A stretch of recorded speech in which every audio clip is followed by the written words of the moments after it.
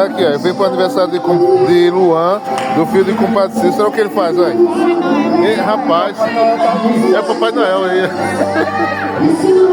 Rapaz, compadre Cícero aí. Rapaz, ele quer que a gente, né, fique cheio até a tampa, né, de comida. Olha, rapaz, olha. Olha a mesa como tá cheia, olha. Rapaz, o que é isso mesmo, hein? Eita. Gente, eu vou querer que o compadre Cícero me convide todo dia pro aniversário, viu? Todo dia. Já tem, já pegou, compadre, olha. Ainda o compadre ia trazer mais, olha. Ia trazer mais aqui, rapaz.